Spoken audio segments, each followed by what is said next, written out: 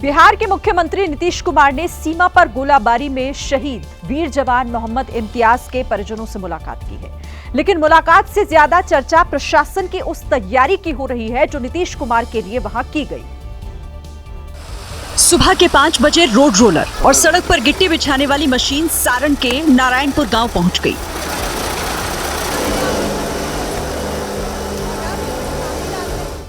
Road पर जमी धूल और मिट्टी को हटाने के लिए दर्जनों मजदूर लग गए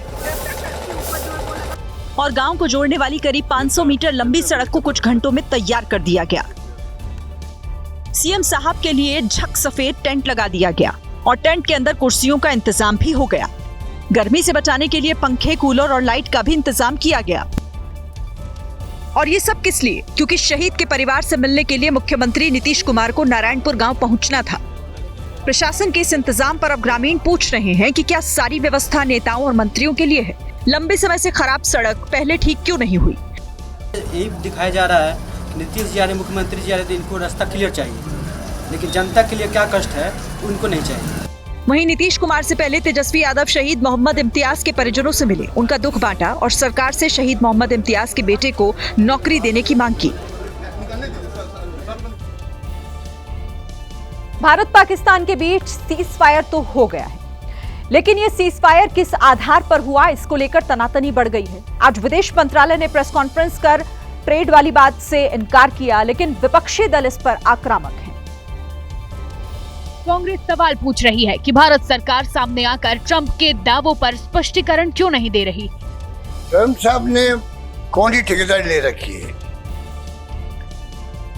वो ठेकेदार बन गए खुद ही, या तो खुद बन गए या हमारी चुप्पी जो है हमारे देश के सरकार की, उस चुप्पी ने उनके हौसले बढ़ा दिए हैं।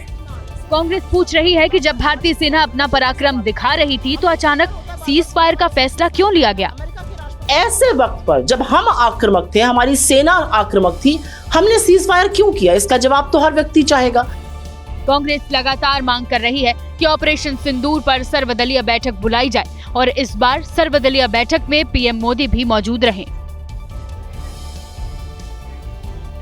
भारत पाक युद्ध विराम का खुद से ही क्रेडिट लेने और व्यापार चिल्लाने वाले अमेरिकी राष्ट्रपति ट्रंप 3400 करोड़ के गिफ्ट पर फंस गए हैं। अमेरिकी पूछ रहे हैं कि आखिर क्यों कतर सबसे महंगा गिफ्ट दे रहा है। सवालों के बीच ट्रंप खाड़ी देशों के दौरे पर हैं।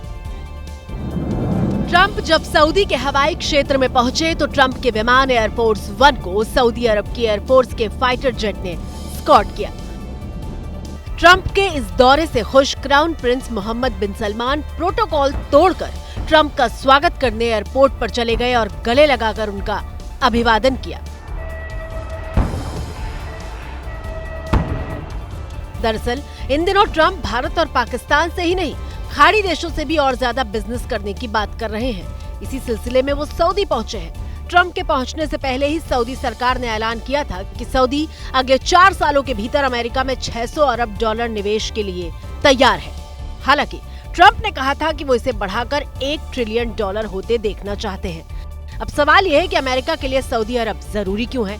तो इसका जवाब यह है कि सऊदी अरब में दुनिया का 18% तेल भंडार है, हथियारों का दूसरा सबसे बड़ा खरीदार है, मुस्लिम देशों का घोषित लीडर, और सऊदी अरब की सबसे बड़ी ऑयल कंपनी अरामको अमेरिका ने ही बनाई है और सऊदी के आसपास अमेरिका के कई मिलिट्री बेस हैं।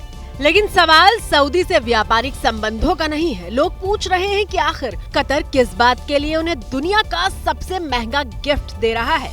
कहीं ये रिश्वत तो नहीं?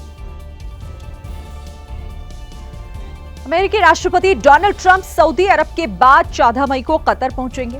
कतर की सरकार ने ट्रंप को उनके जीवन का सबसे महंगा गिफ्ट देने का ऐलान किया है और ये कोई छोटा मोटा गिफ्ट नहीं है। जानकारी के लिए आपको यहां पर बता दें कि कतर की सरकार डोनाल्ड ट्रंप को गिफ्ट में 3400 करोड़ रुपए कीमत का प्लेन गिफ्ट करेगी। ये बोइंग कंपनी का 7478 जंबो जेट प्लेन है जो अमेरिकी राष्ट्रपति के आधिकारिक प्लेन एयरफोर्स 1 की जगह लेगा। बोइंग 7478 दुनिया का सबसे लंबा यात्री विमान है जिसकी लंबाई 76 मीटर से भी ज्यादा है। बोइंग का ये स्पेशल प्लेन 2 मंजिलों का है। ऊपरी मंजिल में मीटिंग रूम, प्राइवेट स्वीट और ऑफिस है, जबकि नीचे के फ्लोर की बात करें तो नीचे के हिस्से में बैठने की जगह और अन्य सुविधाएं दी गई हैं। बोइंग का ये जंबो जेट 1053 किलोमीटर प्रति घंटे की रफ्तार से उड़ान भर सकता है। इसमें मिड एयर रिफ्यूलिंग यानी कि हवा में ही ईंधन भरने की सुविधा भी मौजूद है। इसके साथ ही इसमें मिसाइल डिफेंस सिस्टम भी लगा हुआ है, जो हमले की स्थिति में राष्ट्रपति ट्रंप की रक्षा करने का काम करेगा। एक बार में ये प्लेन 15,000 किलोमीटर तक उड़ान भर सकता है। जब ये प्लेन ट्रंप को मिल जाएगा तब अमेरिकी एयरफोर्स और एक्सपर्ट इसे अपनी जरूरत के मुताबिक अपग्रेड करेंगे। इस प्लेन में military grade communication system, hi tech jammer और रडार जैसी तकनीक से इसे लैस किया जाएगा। साथ ही इसमें न्यूक्लियर अटैक सर्वाइवल सिस्टम भी लगाया जाएगा, जो अमेरिकी राष्ट्रपति को परमाणु बम के हमलों से बचाने का काम भी करेगा। और इसीलिए इस महंगे गिफ्ट पर सवाल भी खड़े हो रहे हैं।